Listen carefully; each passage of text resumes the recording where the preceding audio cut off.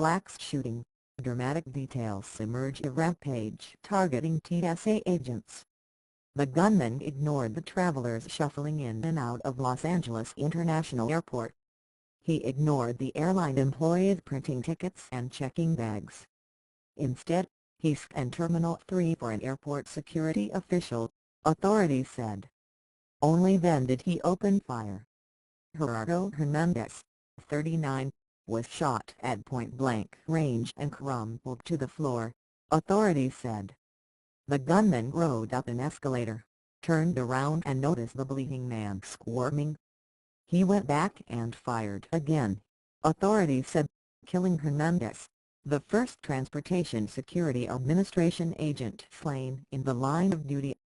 Authorities filed a murder charge Saturday against the alleged LAX gunman, Paul Anthony Sciancia, 23, and offered chilling new details that suggested the rampage was explicitly aimed at TSA agents.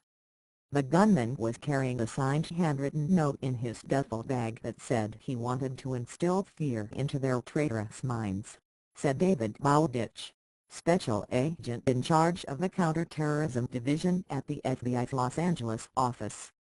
His intent was very clear in his note, Bowditch told reporters Saturday. In that note he indicated his anger and his malice toward the TSA officers.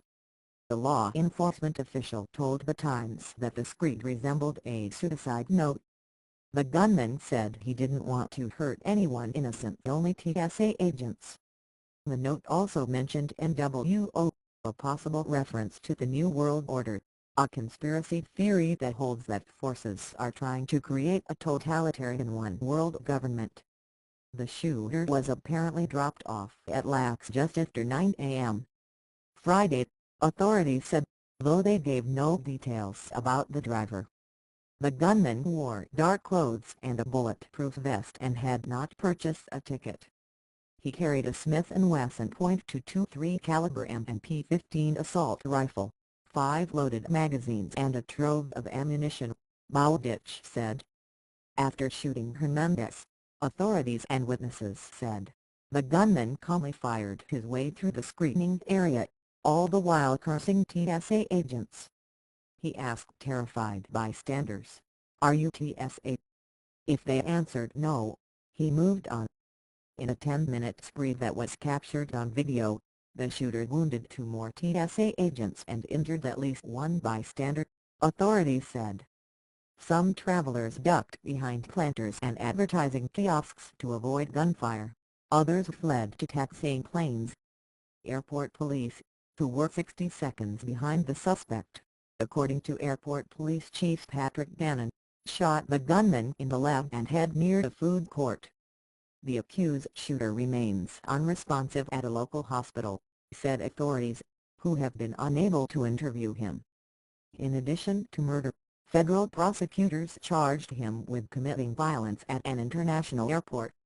If convicted, the suspect could face life in prison or the death penalty.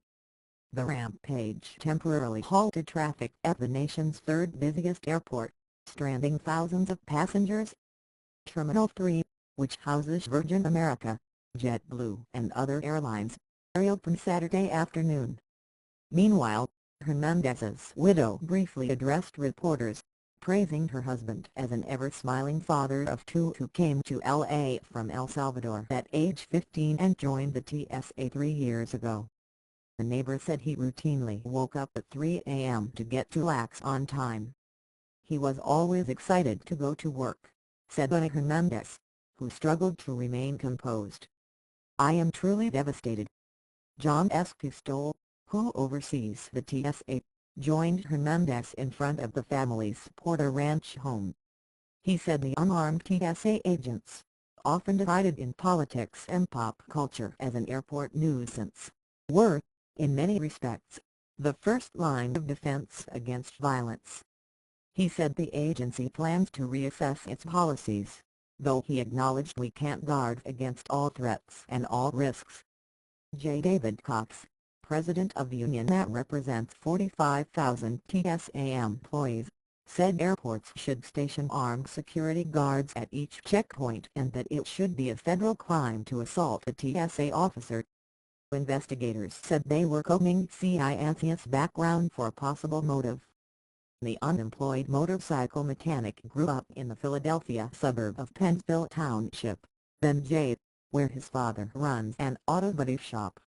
The success of Salem County Collection afforded the family beach vacations, private school tuition for their children and renovations to their stately home, said longtime family friend Alan Levitsky.